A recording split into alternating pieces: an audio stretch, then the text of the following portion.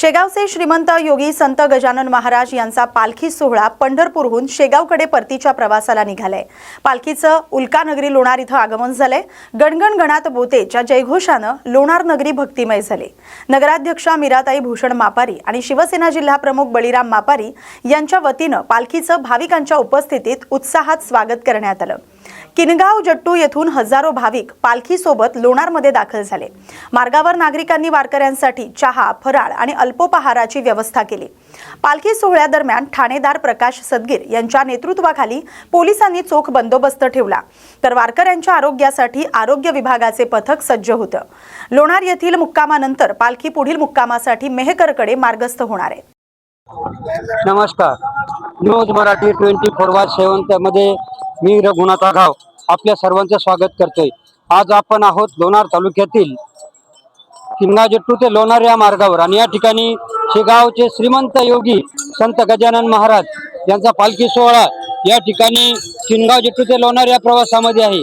या ठिकाणी आपण बघू शकतो अतिशय शिस्तबद्ध रीतीने या ठिकाणी हा पालखी सोहळा चाललेला आहे। यामध्ये आरोग्य विभाग, पोलीस यंत्रणा आणि अतिशय सज्ज आहेत। या ठिकाणी भाविकांना कोणतीही गैरसोय होणार नाही याची अतिशय पुरेपूर दक्षता या ठिकाणी घेतली जाते। यानंतर आपण आता काही भाविकांच्या, काही राजकीय नेत्यांच्या आणि पोलीस विभाग, आरोग्य विभाग यांच्या प्रतिक्रिया घेणार आहोत। कन्नड तालुक्यातील नाचनवेल येथील जिल्हा परिषद शाळेत इंग्रजी, गणित आणि विज्ञान या महत्त्वाच्या विषयांसाठी 2022 पासून शिक्षक उपलब्ध नसल्याने संतप्त ग्रामस्थ आणि पालकांनी शाळेला कुलूप ठोकले। प्रशासनाला वारंवार निवेदन देऊनही शिक्षकांची नियुक्ती होत नसल्याने पालकांनी आक्रमक भूमिका घेतली। या शाळेत तब्बल 277 विद्यार्थी शिक्षण घेत आहेत। 4 वर्षांपासून मुख्य विषयांचे शिक्षक नसल्याने विद्यार्थ्यांच्या शैक्षणिक गुणवत्तेवर परिणाम होत असल्याचा आरोप पालकांनी केलाय। मुख्य विषयांसाठी शिक्षक उपलब्ध होईपर्यंत शाळेचं कुलूप उघडलं जाणार नाही असा इशारा सरपंच कासाबाई थोरात यांनी दिलाय।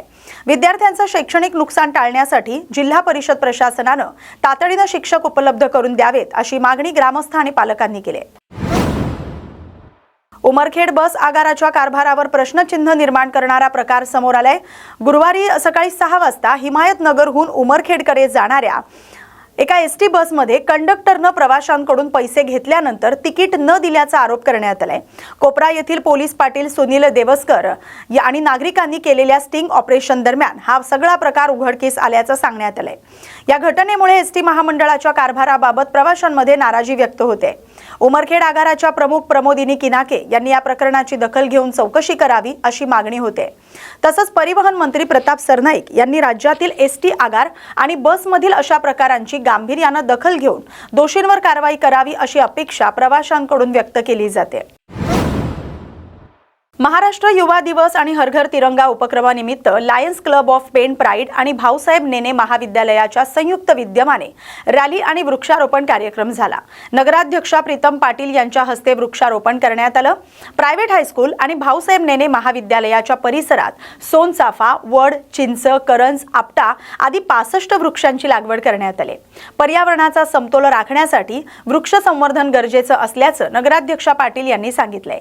दरम्यान मुंबई विद्यापीठाच्या 59व्या युवा महोत्सवातील पोस्टर मेकिंग स्पर्धेत उत्तेजनार्थ पारितोषिक मिळवल्याबद्दल विद्यार्थिनी झाकिरा अखवारे हिचा सत्कार करण्यात आला। कार्यक्रमाला लायन्स क्लबचे पदाधिकारी, शिक्षक आणि विद्यार्थी उपस्थित होते। Lions club of Pen pride आणि भाऊसाहेब नेने विद्यालयाच्या संयुक्त विद्यमाने आज इथे वृक्षारोपणाचा कार्यक्रम संपन्न होतोय। खरंच खूप आनंद वाटतोय। लायन्स क्लबच्या माध्यमातून नेहमीच विविध समाज उपयोगी कार्यक्रम हे घेतले जातात आणि वृक्ष लावणं ही मला वाटतं प्रत्येक नागरिकाची आज नैतिक जबाबदारी आहे। वाढलेलं तापमान, पाणी पुरवठ्याची टंचाई या सगळ्या गोष्टींचा विचार केला तर झाड लावणं, त्याचं संवर्धन करणं ही आपली जबाबदारी आहे। जगापुढे असणारी ही मोठी मोठी आव्हानं जर आपल्याला रोखायची असेल तर वृक्षारोपण करणं, कारण का जो निसर्ग आयुष्यभर आपल्यासाठी त्याग करतो त्या निसर्गाप्रती आपलं प्रेम आणि कृतज्ञता व्यक्त करणं ही काळाची गरज आहे। आणि लायन्स क्लब आणि भाऊसाहेब नेने विद्यालयाच्या माध्यमातून हा वृक्षारोपणाचा कार्यक्रम अतिशय चांगल्या पद्धतीने इथे पार झालाय। आजच नाही तर मागे मागे दरवर्षी हा कार्यक्रम होतच असतो, पण 8 दिवसापूर्वी सुद्धा या मंडळींनी 50 झाडं लावण्याचा आणि वाढवण्याचा संकल्प जो केलाय, त्यांच्या या संकल्पाबद्दल निश्चितच पेणची नगराध्यक्ष या नात्याने मी त्यांचं कौतुक करते.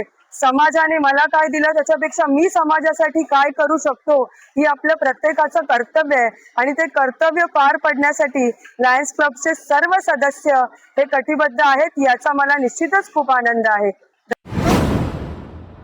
पुण्यश्लोक अहिल्यादेवी होळकर यांच्या पुण्यतिथी निमित्त शहरातील महादेव मंदिर सभागृहात भव्य व्याख्यानाचं आयोजन करण्यात आलं. लातूरचे संघर्ष योद्धा चंद्रकांत हजारे प्रमुख व्याख्याते होते, तर डॉक्टर R.D. शेंडगे अध्यक्षस्थानी होते. नगराध्यक्ष किरण गायकवाड प्रमुख पाहुणे होते. यावेळी अहिल्यादेवी होळकर यांच्या जीवन कार्यावर प्रकाश टाकण्यात आला. प्रशासन, समाजसेवा आणि महिला सक्षमीकरणासाठी त्यांचं कार्य आजही प्रेरणादायी आहे. सत्ता, सेवा आणि संस्कारांचा आदर्श त्यांनी निर्माण केल्याचं नगराध्यक्ष गायकवाड यांनी सांगितलंय. कार्यक्रमात धनगर समाजाच्या वतीनं मान्यवरांचा सत्कार करण्यात आला. यावेळी चंद्रकांत हजारे आणि डॉक्टर R.D. शेंडगे यांनी मनोगत व्यक्त केला.